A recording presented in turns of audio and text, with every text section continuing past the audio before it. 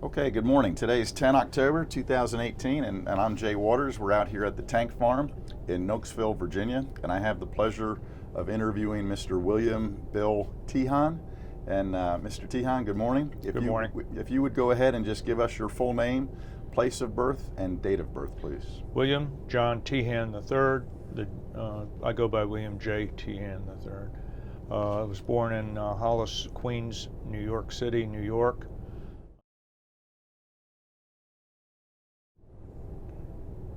Okay. And what wars did you actually participate in? Vietnam/Indo-Chinese War. I say Indo-Chinese because on my second tour I was actually in Laos and a couple of times into Cambodia. I also was in North Vietnam for the first prisoner of war exchange, Operation Homecoming, so that covers Indochina. And then with the Defense Intelligence Agency, I was in Afghanistan in 2005, and I was in Iraq in 2007 and 2009. Okay. And can you just tell us a little bit, did you have other family members that had served in the military before you? Or My entire family, on my mother's and father's side, served in one of 3 regiments in the Army. When I enlisted in the Marine Corps, I was the first one in the family not to enlist in the Army and not to be in one of those 3 regiments, which of course went away in 1941. I'm married to the daughter of a Navy fighter pilot. My son, 3 brothers-in-law, 2 nieces, 2 nephews are all either West Point or Naval Academy graduates, and my son served 11 years in the Marine Corps. So everybody in the family served in the military. Excellent, excellent. Yeah, that's a great tradition.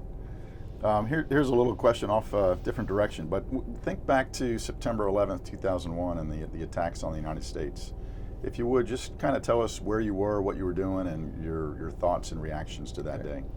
In 2001, I was the branch chief for the Collection Management Branch, Collection Requirements Management Branch, Joint Military Intelligence Center, the Defense Intelligence Agency.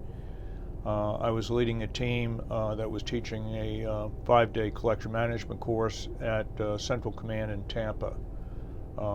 I was actually on the podium teaching when the first aircraft hit the World Trade Center.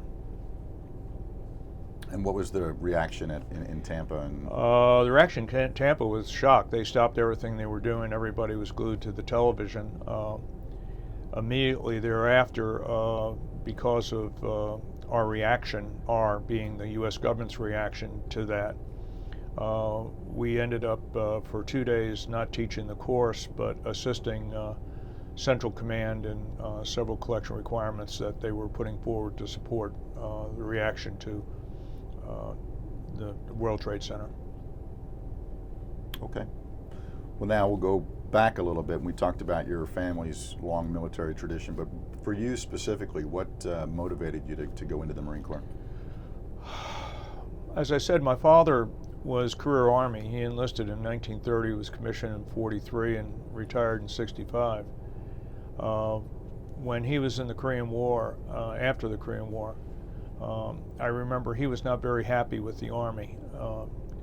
He was disappointed in the Army in Korea. He was a independent tank company commander, and several times he attached to Marine units, and I remember him talking well about the Marine units, so that's probably the genesis of that. So no family controversy to see you go into the Marine Oh, Corps? yes, there was. I had an Uncle Edward who, when I enlisted in the Marine Corps, was so angry that I had not enlisted in the Army or gone to West Point and got commissioned in the Army and went into artillery, his side of the family's branch. Yeah. The only time he spoke to me after that was in 1967, just before I was going to Vietnam. He told me, "Don't get your ass shot off," and that's the only words he said to me from the time I enlisted in '62 until he died. Okay. He took it very personally that I didn't go into the Army. My brother enlisted in the Navy, went to Annapolis, and went into submarines. And of course, my Uncle Edward couldn't forgive my father for his lack of parenting. Okay.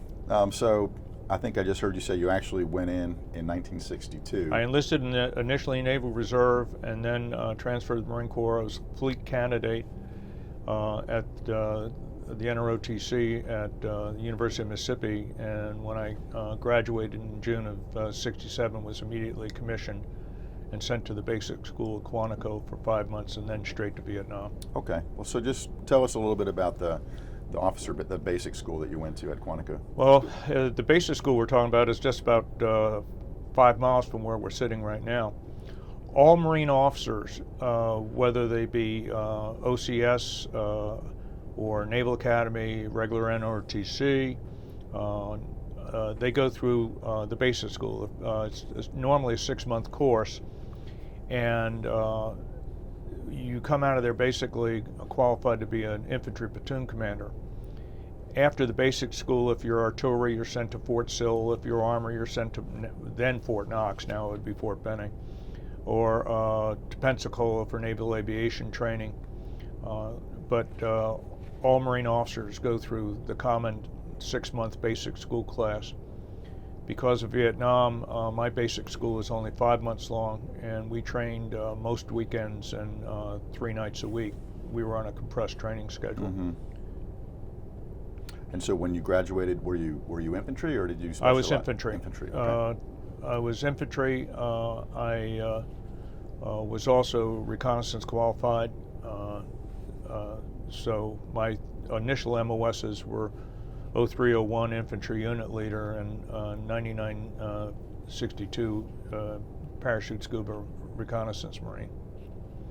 Okay, and so then you've completed training. Do you get any time off before I you had shipped out?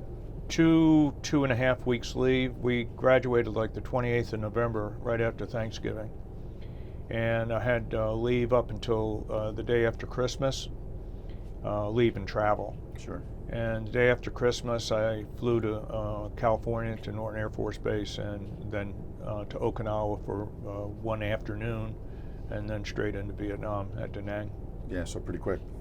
Yeah, from the time I left Norton Air Force Base until after Vietnam was less than 3 days. And if you could just describe, from your personal perspective, your arrival into to Vietnam, your first couple days and your first assignment. Well, as I said, they flew us to Okinawa. In Okinawa, we turned in our sea bags and our Class A uniforms. We kept one small sea bag. They issued us our jungle utilities and our boots. 2 sets of jungle utilities, 1 set of boots. And we kept a short sleeve khaki shirt and khaki trousers for in the sea bag for going on R&R. And so they put us back on a World Airways flight and flew us directly into Da Nang. All the people on the World Airways flight we were on were Marines, Marine enlisted, Marine officers. And you were a second lieutenant? I was a second lieutenant. Out of my basic school class, around 207, there were about just under 40 of us, 38 of us or something like that, were infantry. And on that airplane, there were 23 of us from the same basic school class. Okay. In fact, when we got into Da Nang, they took us to the reception center, which was at the 1st Marine Division headquarters. Spent about a half day there. Myself and 3 other members of my TBS class, 2 of the 3 from my platoon in TBS, one of them being my roommate from TBS. We were assigned to 2nd Battalion, 3rd Marines, which at the time had just gotten off a special landing force and was down in the 1st Marine Division area, even though it was a 3rd Marine Division battalion. And 2-3 was located at 2 combat bases south of Da Nang, a place called Cam Sa and Yang Cao. Cam Sa was south of something called Marble Mountain Air Facility. Also, Marble Mountain, Nui Kim San was the village there.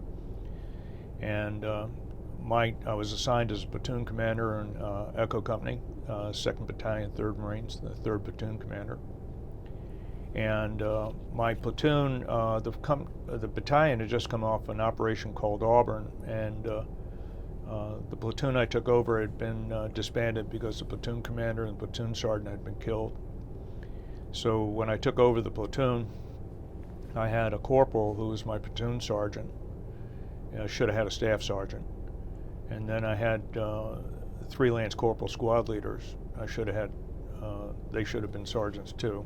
And this is all still within your first 2 weeks or so in country, right? Not even first. So first week, I was supposed to go out, and what 2-3 was doing, we were what they call rocket belt patrols.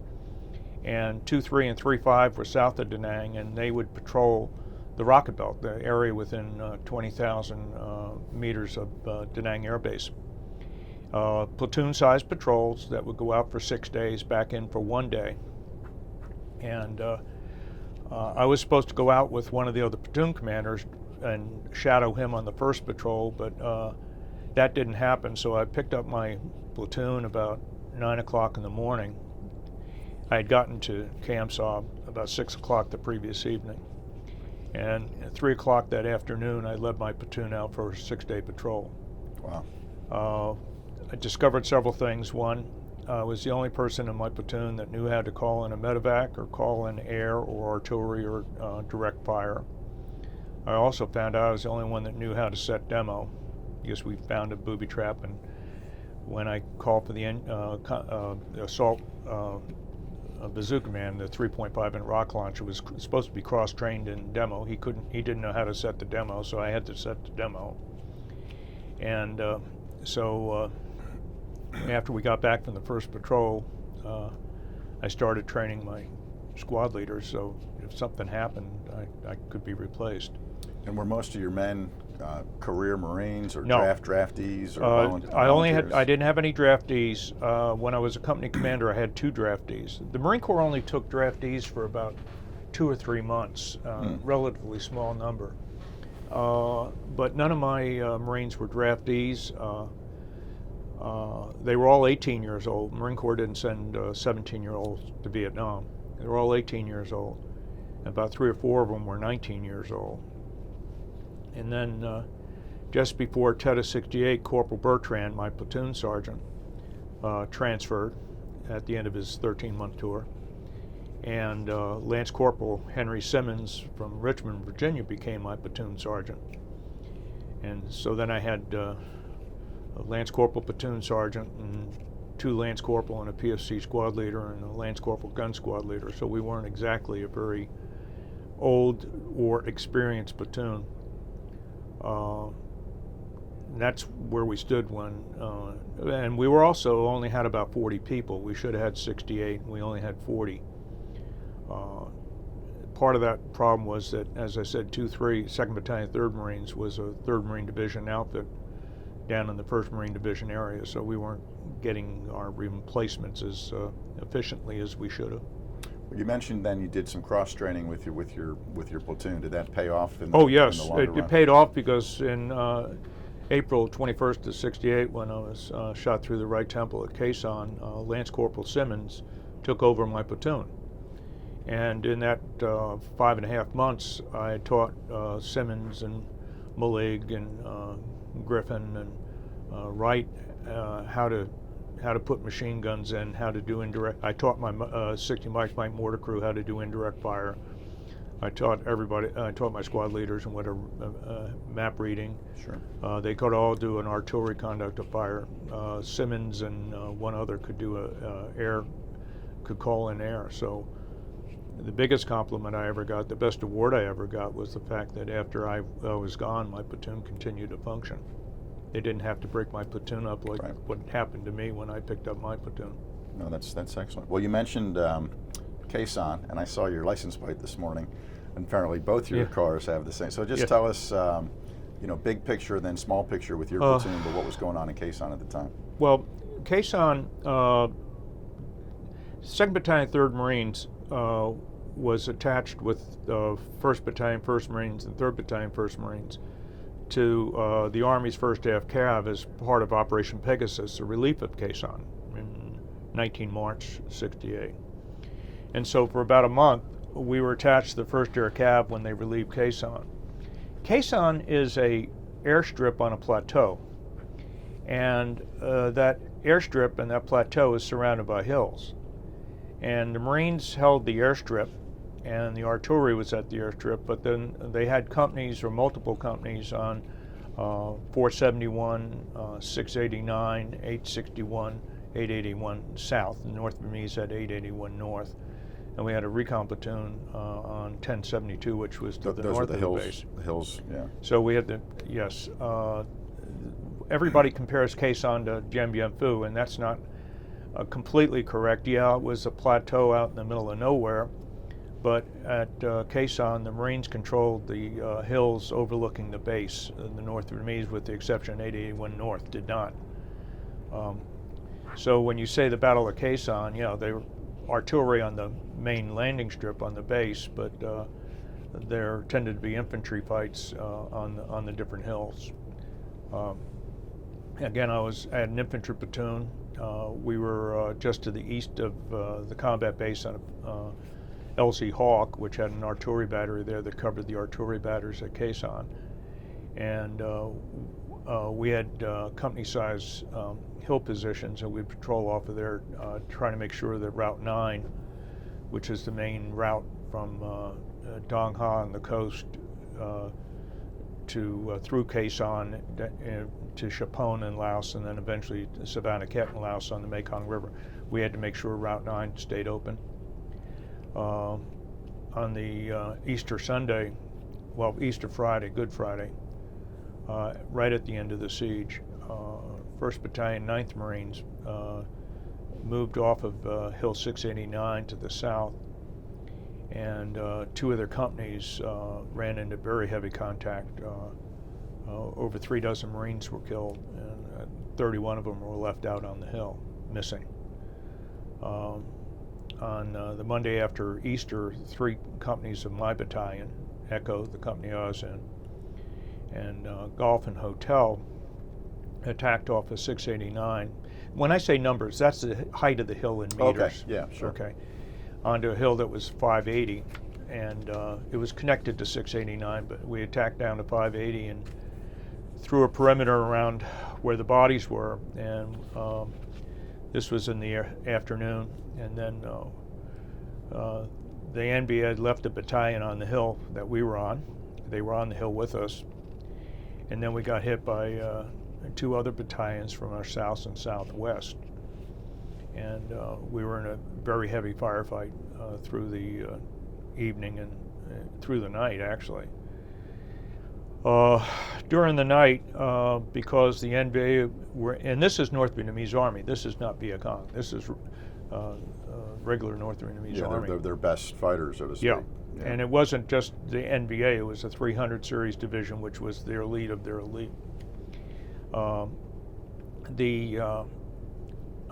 platoon had been tasked by the company commander to clear the area inside our perimeter. And so we had spent about 3 hours on groups of 2 on our hands and knees, crawling across the perimeter and line grenading holes. The next morning, my platoon was actually behind my roommate's platoon from TBS, Jim Sanborn, in a hotel, 1st Platoon. And I was told to come back to the company CP, so Captain Russell, William E. Russell, Navy Cross winner, elementary school is named after him at Camp Lejeune. So we could be put back in Echo's lines. And my radio operator Collins and I were heading back to the company CP when a North Vietnamese jumped out of the bunker, a bunker, and fired at the company CP. Collins and I fired at the NBA. We didn't hit him. But when we ran over, the bunker he jumped out of was an H-shaped bunker and had 4 entrances. 2 of the entrances had what we call comm trenches, shallow trenches running out of them.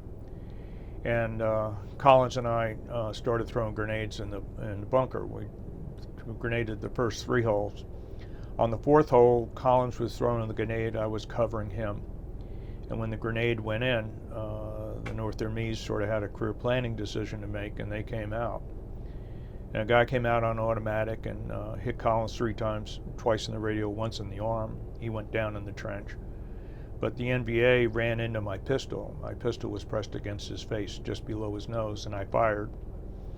And when I fired, my round twisted him, and on the way down, at about a foot's range. He put a round through my canteen, around into the trigger guard of my pistol, one through a smoke grenade on my harness on my right shoulder, and one through my head, my right temple. It went in just to the side of my eye, and several of the temporal artery creased around the inside, got stuck in back here, good Irish skull. And another one through my helmet. He went down on Collins, I went down on him. Another guy came out, was standing on me, and Company Gunny hit him twice with a shotgun from about 2 feet out, and took his head off, took his arm off. He came down on me. And then the grenade went off. So this all happened in about 5 seconds. Yeah. And then another guy came out, and the gunny killed him too, and he was down on top of me. And then another Marine came over and pulled the 2 bodies off of me and pulled me out of the pile. Collins survived, I survived, the North Vietnamese didn't. And I lucked out because they had called in medevacs before we were hitting the bunker, and so I was on a helicopter within a minute and a half of being shot. And I was back at Dong Ha, Delta Company 3rd Medical Battalion, probably within 5 to 10 minutes of being shot. Wow, I mean, that's impressive. That's quick. So yeah, I lost about 26 pints of blood the first 2 days. I had a leak on the temporal artery, so I it spent. was, not to underestimate, but so it was pretty significant wound and injury. Maybe touch and go for a little bit there for you. Or? I was listed condition grave, prognosis guarded for 3 days until I woke up. I passed out. I passed out about 5 minutes after I was shot. I was on the helicopter when I passed out.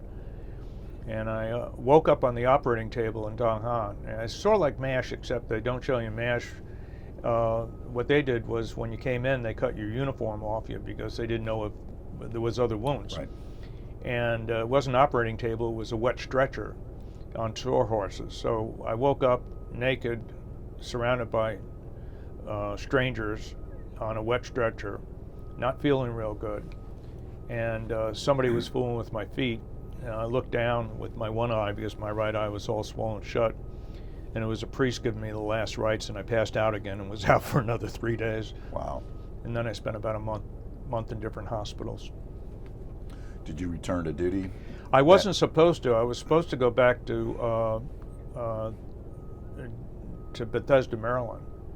And as I said, I was in several hospitals, and I've been released from Naval Sport Activity Da Nang. I was on the repose and sanctuary in Naval Sport Activity Da Nang.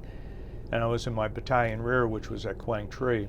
The battalion rear was a collection of huts, admin in the rear. That's what it was.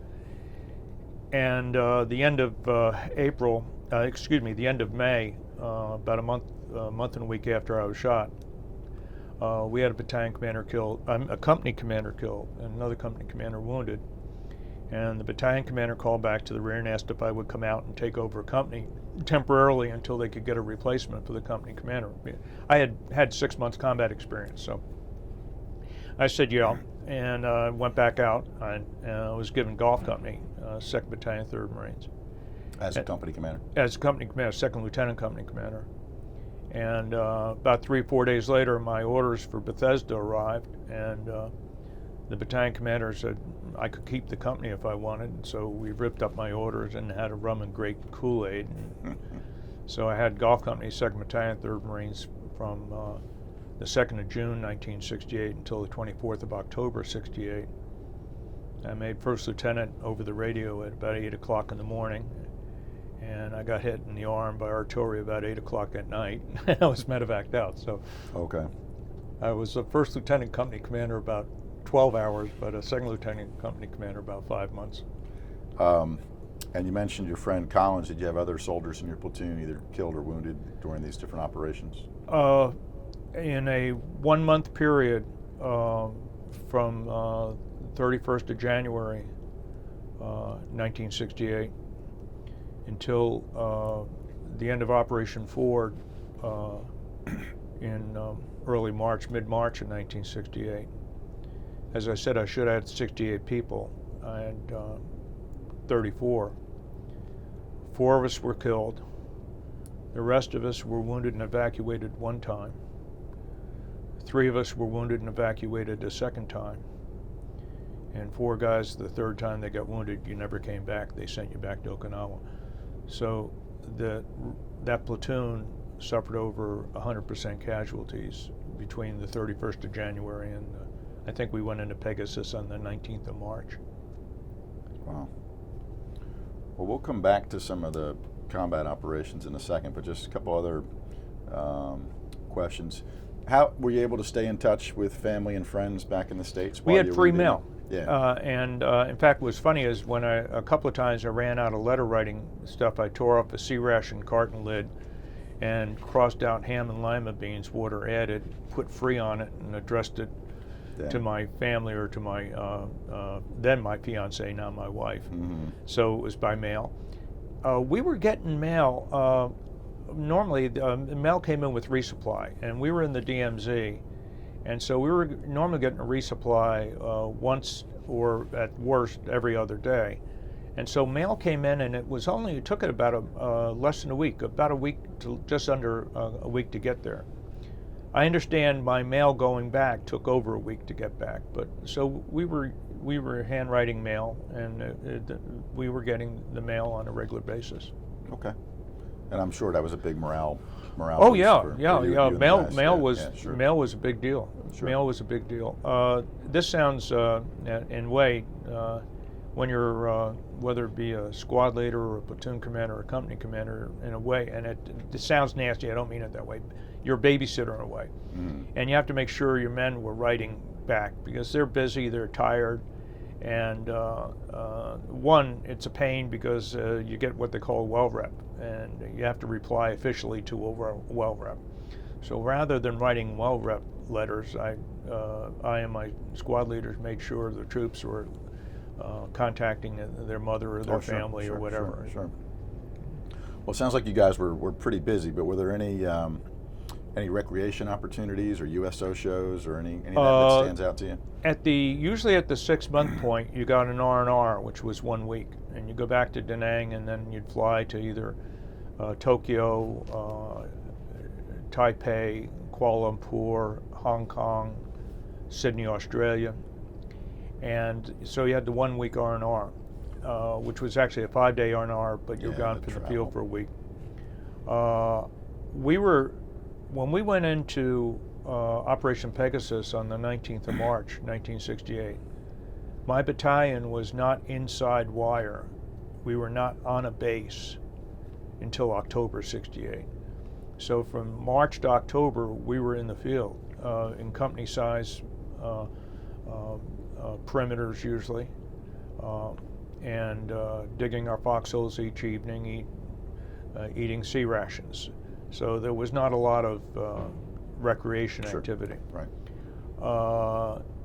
When Bob Hope came to Vietnam in 1968, he was going to be down at Dong Ha, and as it was, the artillery units at Dong Ha got to see Bob Hope, which a lot of them were Army units, but because Bob Hope was going to be there, they actually stepped up our patrol activity outside of Dong Ha. Okay. So to help the Army guys out, right? Yeah, that was there was some comments made about that. Yeah. Okay. Did you get an R&R yourself? Yes, I did. I got an R&R that? in October after 10 months to Sydney, Australia. Okay. 5 days in Sydney. Probably well earned, well deserved. I gained about 10 pounds in 1 week, and yeah, enjoyed it. For your time in Vietnam, and we can expand this a little bit because I think you did some other stuff. Any other big incidences, either combat related or special events or something? Tet of 68 was a shock because, as I said, 2335 were doing rocket belt patrols mainly against Viet Cong around Da Nang. And when Tet of 68 hit, the 2nd NVA Division came out of the Quai Son Mountains southwest of Da Nang and tried to get into Da Nang the same way they tried to get into Saigon, the way they did get into Hue City. And so for about 5 days, 2, 3, and 3, 5 were when I say heavy combat, we might go a week without exchanging fire. Well, between the 31st of January and the 5th of February, we were in 2 to 3 good firefights a day, trying to stop them from getting into Da Nang, and we did. We stopped them. And then 1st Battalion, 1st Marines, 2nd Battalion, 5th Marines had gone into Way City, and the Marine Corps brought the 27th Marines from California, part of the 5th Marine Division. 26 was already at Quezon. They brought the 27th in, and they replaced 2-3 and 3-5, and we moved up to cover the positions that 1-1 and 2-5 had abandoned south of Way. My battalion was not at Way City, but my platoon ended up at Way City, because when we went up into the Fulak district, when everybody else was getting off the trucks, my platoon was told to stay on trucks as security to take them into Quang Tri, Way Phu Bai, which is just about 5 miles south of Way, 3 miles south of Way. And when we got to Way Phu Bai, we did get off the trucks, and then we're told to get back on the trucks. And we provided security for a convoy that was going into Way City. And I didn't know there was a fight going on in Way City, because we'd been up to our neck in it south of Da Nang. And on the afternoon of the 5th of February, we ended up in the MacV compound on the eastern edge of the Way City on the south side of the Perfume River. And for the next 20 days, we were attached to 3 different companies in 1125. And so the 2 platoons from my battalion, I think 1 or 2 platoons from 3rd Battalion, 5th Marines, ended up as platoons at Way City, attached to other 1-1 and 2-5 companies. And then after Way City, 1-1 and 2-3 conducted a clearing op for the NVA that had escaped to the southeast. That was Operation Ford. And Ford was only 6 days long, but we had a good firefight every day of Ford, so Ford was a busy op for us. And then we went back to Way Phu Bai, and was transferred back to the 3rd Marine Division. And they said, okay, you love cakes, now you're going to Quezon. So we ended up at Teta 68, Way City, and Quezon in a 3-month period. So yeah, it was busy. Busy all the time. Yeah. All the time. And I might be jumping forward a little bit, but I believe you have told me a couple times that you ended up in Laos for part of your this tour or future tour. No, I went back in May of '71. I was attached to Com 7th Fleet staff on the USS Oklahoma City CLG-5. And in December of 1971, about 5 months after I was there, for several reasons, I went to Udorn, Thailand, and there was an organization there, CAS Udorn, Controlled American Source Udorn, Country Area Studies Udorn.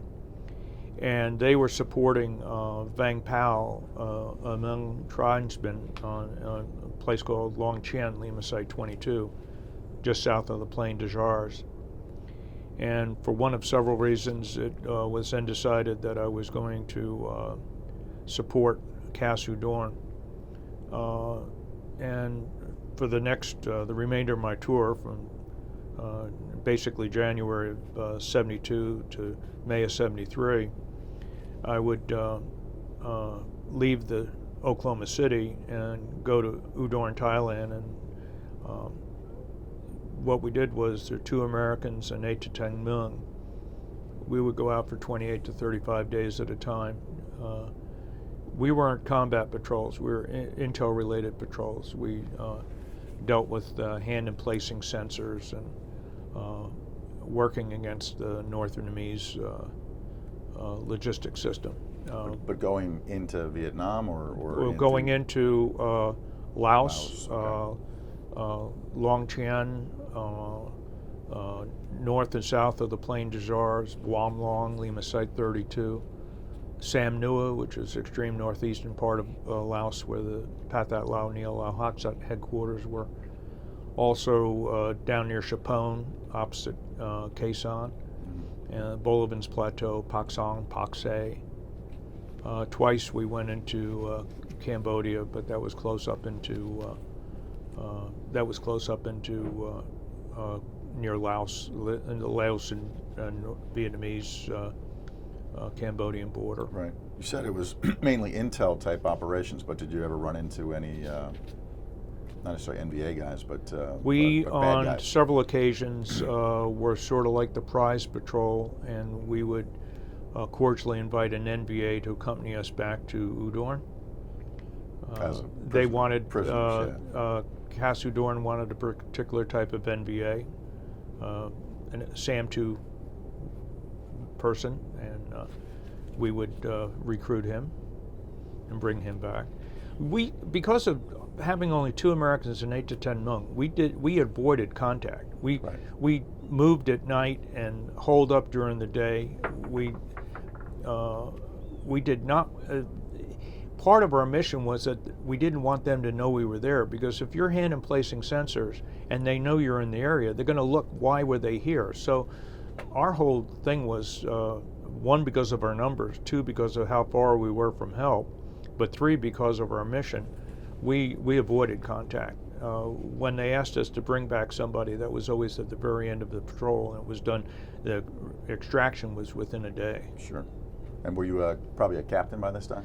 Yes. In fact, in order to work with Cass Udorn, Cass Udorn was Air America. Pat Landry, Ground Branch CI, was the head of Cass Udorn up at Longchan. If you've ever read the book The Ravens, they had the Raven Facts. They worked for Cass Udorn. They were U.S. pilots flying, Mel Gibson movie, but there's some hokey things about the Mel Gibson movie. Sure. But we, now the thing was, there was a congressional prescription against U.S. forces attached to MACV operating in Laos or Cambodia. After the cross-border operations in '71, Congress passed a rule that you couldn't amendment to one of the appropriation acts or authorization acts, said U.S. personnel from MACV could not operate in Laos or Cambodia without congressional approval. So all of us that were attached to Cass Udorn had a home. My home was 7th Fleet. Others were with Comnat 4 Vietnam or with J232 MACV. We had to be a captain, a second tour, 1 successful combat tour in command, a recon Marine, a SEAL, UDT, or Green Beret. And as I said, there were 2 Americans. My first 4 patrols, I was a assistant patrol leader to an Army Special Forces captain. And then the last 7 patrols, I was the team leader with an Army Special Forces captain. Okay. And and then we always got the same cowboys.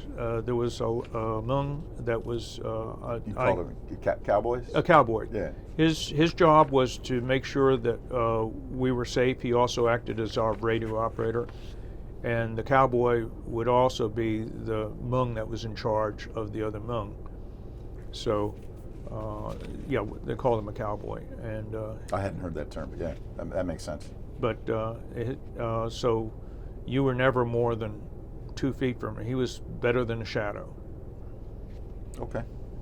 And again, maybe fast forwarding a little bit too, you've told me before that you participated in Operation Homecoming. Can you talk about that a little Again, bit? I was attached, my home was 7th Fleet staff, a ground combat intel officer, 7th Fleet staff, and when I was on the ship, in between patrols, I would brief the fleet commander every day on what the ground picture was in Indochina.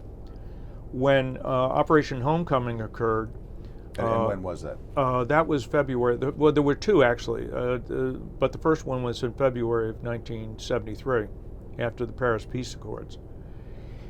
And they were concerned that we had intelligence that indicated who should be a POW, but there were POWs that we weren't sure if they were still alive.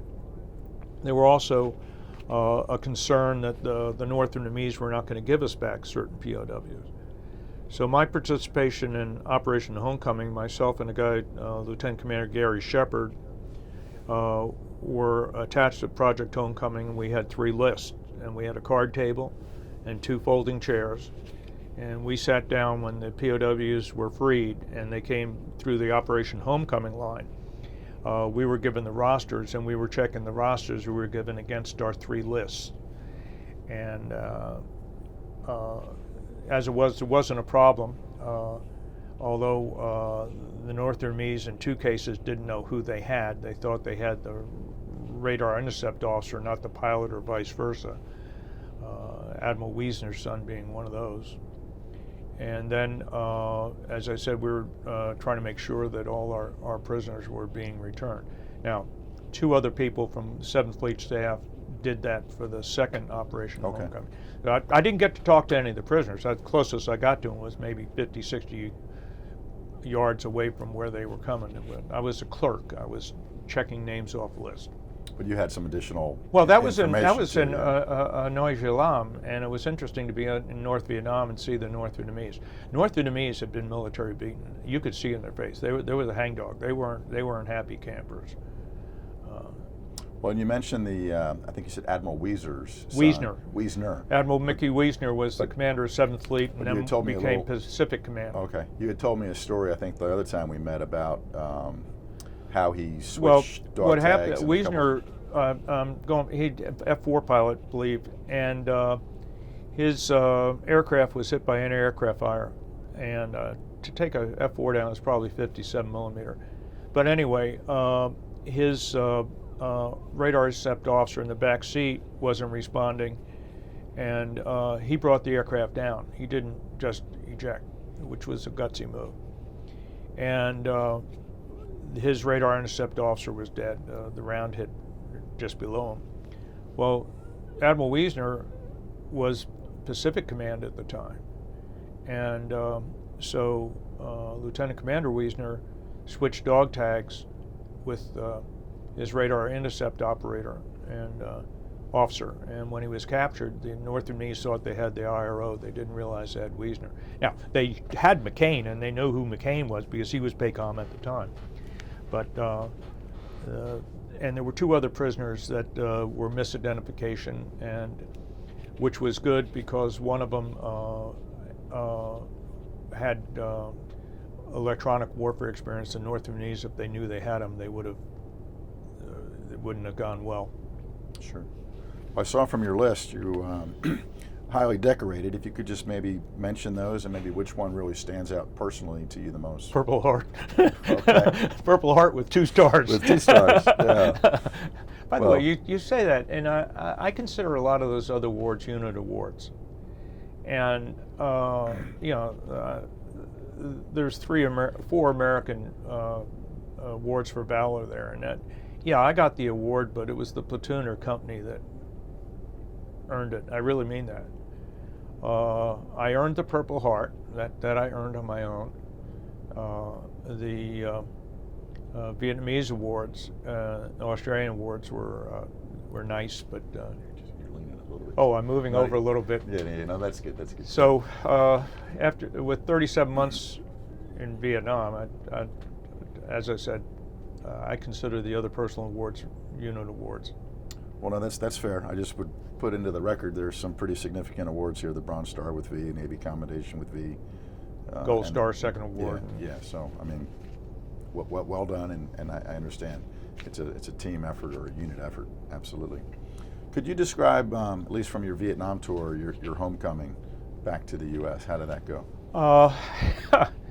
It was December of '68, and I had about 2 more weeks to go. And my battalion was up near a place called Cam Lo District Headquarters in the Central DMZ.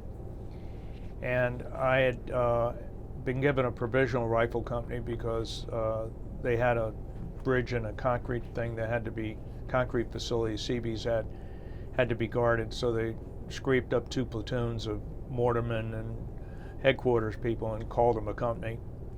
And we had been in a light firefight that morning, Friday morning.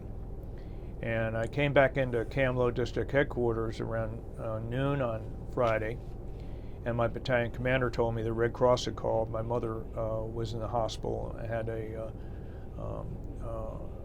required surgery, and they requested that I be brought home. So the battalion commander had gotten a helicopter to stop on the way back from resupply. So about 4 o'clock Friday afternoon, I was flown back to Quang Tri, and the battalion one shop met me at the helicopter and with my orders and my sea bag that I had in the rear, and there was a C-130 going to Da Nang, and I got off the 46, the CH-46, and got on the 130, and was Da Nang about 6 o'clock that evening.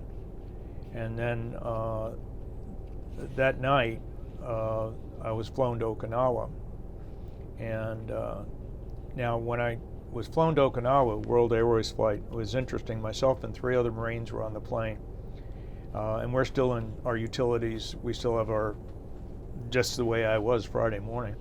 I still had, they had taken my pistol and they had taken my M16 from me when they gave me my orders at the airstrip there. But I still had my web gear, I still had my helmet, I still had my flak jacket. And the rest of the plane was Air Force dependents coming back from Thailand. Mm.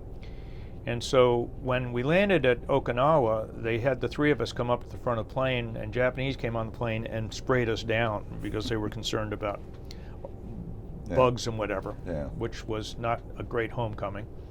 But when we came off the plane, there was about 200 Army soldiers who were going to take that plane to Vietnam. And so these 3 raggedy-ass Marines, beards and crap and everything else like that, come off the plane, and they're in starch khakis, and I just remember seeing the look on their face. But in any effect, I got to San Francisco. I was home at 10 o'clock on Sunday morning at my father's and mother's house in Revere Beach, Maryland, between Baltimore and Annapolis. So I was in a firefight Friday morning, and I was home Sunday morning. So my homecoming wasn't, I was getting on and off airplanes, and sure. but it was sort of a shock to be from one world to the other world in 3 days. Right. But you were back. Yeah. And then again, I understand you did quite a few other things too. I mean, you made it to the rank of Lieutenant Colonel. I was a retired Lieutenant Colonel. Mm-hmm. Later on in the Marine Corps, had a rifle company in Camp Lejeune, battalion operations officer, battalion executive officer at Camp Lejeune in infantry units. I commanded 3rd Reconnaissance Battalion in Okinawa, support battalion at the basic school, Quantico. And I retired out of the Marine Corps from Virginia Tech as the executive officer, second in command, and the acting commanding officer on 2 occasions. What year was that you retired? 91. According to my DD 214, I have 29 years, 6 months, 4 days. So I took the early out. Mm-hmm. But you weren't done yet, right? You did some other About stuff. 2 weeks later, I was hired by the Defense Intelligence Agency. And from May of '92 until I retired in June 30th of 2016, 24 years with the Defense Intelligence Agency. From 1997 on, I was the Chief of Collection Requirements Management Training for the agency. As such, I was deployed to Afghanistan in 2005 with a team of 5 people to do a intelligence training survey of the Afghan National Army. And we were billeted in Kabul on an American base, but we worked with the Afghans all day long. Ended up traveling up to the Panjshir Valley, Bagram, Salang Pass, whatever, talking to Afghans about what they needed or what they didn't need or what they realized they didn't need. Did that for about a month and a half. And then in 2007, it was decided that we were going to deploy a team to train the Iraqi Intelligence Academy at a place called Taji, north of Baghdad. And so I led a 7-person team, first time, 6-person team, second time, to Taji, and we spent 3 months teaching the Afghans. We again were billeted on the U.S. side of the base, but we provided our own security, and we worked outside the wire with the Afghans. We were armed. In fact, in 2006, we were in uniform and armed. And then in 2009, we weren't in uniform, but we were still armed, providing our own security, teaching the Iraqis through interpreters. On those 2 tours, it was funny, we weren't at Taji, got rocketed in Baghdad on both occasions. I didn't think that was that significant. They were just throwing rockets at the city. Yeah, they landed somewhere near us, but big deal. But the one funny story, the reason why I was there, I was GS-15, and the Iraqis, senior officers wouldn't take instruction from somebody they considered junior. And my Air Force captains, Air Force major, my GS-13, GS-14 civilians, the Iraqi colonels, and there were 2 brigadiers we taught each time, wouldn't listen to them. So because I was GS-15, they sent me because they knew the Iraqis would listen to me. So I was there because of social constraints in the Iraqi military officer system. Sure. But the one time we were teaching, again, we were on the Iraqi side of the base, about a mile from the Americans. And mortars started coming in about 150, 200 yards from the building we were teaching. Well, there were 2 Iraqi brigadier generals in the class. And all the Iraqi captains and majors are looking at the brigadier generals, and the brigadier generals aren't moving. And the mortar rounds are coming in. And we're on the 2nd floor of a sheet metal building. And so one of the Iraqi majors gets up and goes over and closes the blinds on the windows. I guess that was going to keep the mortars out. But the thing was interesting was the other Iraqi, they wanted to get out of that building. Yes. But because the 2 brigadiers weren't moving, they weren't going to move. So that was my Iraqi war story. But you made it out okay. Yeah, the thing was, from where they could mortar us, those mortars weren't going to come any closer. It was 81 millimeter mortars, 3,000 meters range. It was 3,000 meters to the river. They were shooting from the river, and yeah, they were landing close to us, but they weren't going to come any closer because they were firing at max range. So, and we knew that because 2 or 3 times, when you're on the compound there, they actually had a piece of engineer tape between 2 buildings, and nothing had ever come in south of that engineer tape. So, and that was north of the engineer tape, so it wasn't as hairy as you might think. Well, no, I mean, I think your credentials were exceptional. So from your perspective, working with both the Afghan military and the Iraqi military, did you find it rewarding or frustrating or something else, or how would you describe that? It was rewarding working with the Afghans because they really and truly wanted knowledge. They realized that they needed help, and they were more than happy to accept it. And because several policies we had with the Afghan National Army, we didn't allow them to fragment their army by race or ethnicity. With the Iraqis, the Sunni Muslims were definitely second-class citizens in 2006, 7, and 2009, and to the point that we didn't have Sunnis in one. The Sunnis had to be in one class. We were teaching 2 classes simultaneously. One was about a half dozen Sunnis, and the other one was about 30, 35 Shia. It would have made sense to just have 2 classes of maybe 20, but that wasn't going to happen. Yeah. And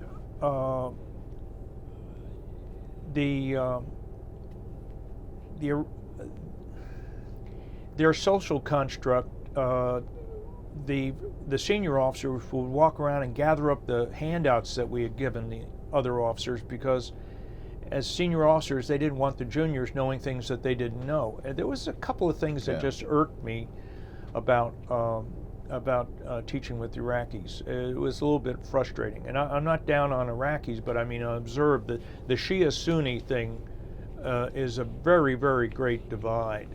Sure.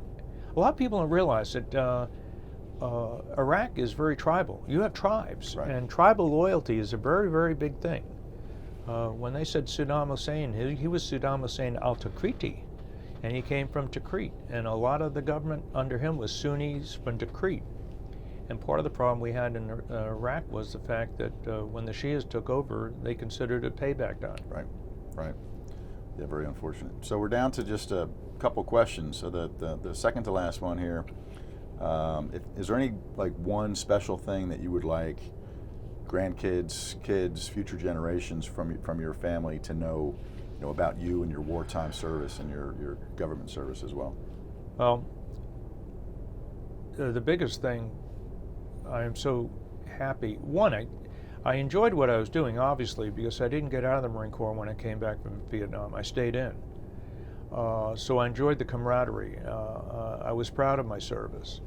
The other thing I'm thankful for, having been a rifle platoon commander, rifle company commander, I didn't get anybody killed. I had one or two friends that made bad decisions and Marines died for it. One of them committed suicide over it. And I could see why. So I still thank God that I didn't get anybody killed. And no, I had killed and wounded, but it wasn't because I made a dumb decision. Right. The other thing is the fact that I think I gave as much as I received. As a platoon commander and a company commander, I think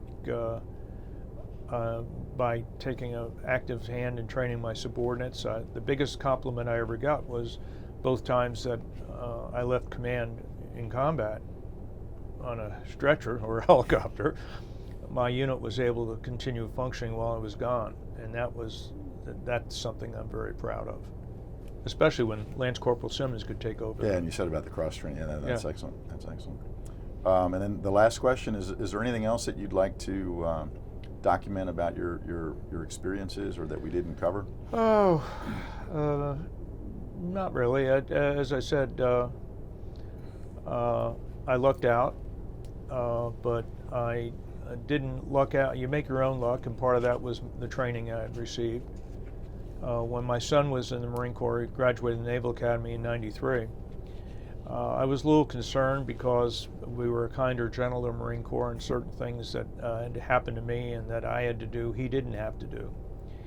And that was probably very politically correct and probably completely in line with society today. But war is violent, war is stressful, and you have to prepare people for stress and violence and training if they're going to survive in war. So I sometimes think we're losing a little bit of that. Right. Yeah, the train as you fight, so to speak. Train as you fight. And just an example, pugil sticks. When I fought in pugil sticks, it wasn't a deadly blow. One person was on the ground, unable to defend himself, and the other person was standing over him. And the pugil stick fight would last for maybe a minute, minute and a half. And if you lost, you fought again. They break the platoon in half, and two guys would fight, and then so the winners didn't have to fight again. The losers had to fight again. Oh, wow. So the last two pugil stick fights were two guys that had lost 3 or 4 times. And the Marine Corps was sending you a signal there. You don't want to lose. Now, it's deadly blow. The other guy gets a deadly blow, they blow the whistle. Well, I'm sorry, that's not the way war is. Right. I wasn't brutalized when I was under training, but I was made to feel pain. I was made to be frustrated. I was made to have to do things that were impossible just to see if I was willing to try to do it. And that's a hard way to train, but you got to do it that way. I understand. You have to be harder than woodpecker lips. Well, Bill, as we wrap up, on behalf of the Americans in Wartime Museum, Thank we'll you. hold that up to the camera, and I'd always like to shake your hand. That's been a great interview, and my pleasure to get to interview you today. Thank you. Thank you.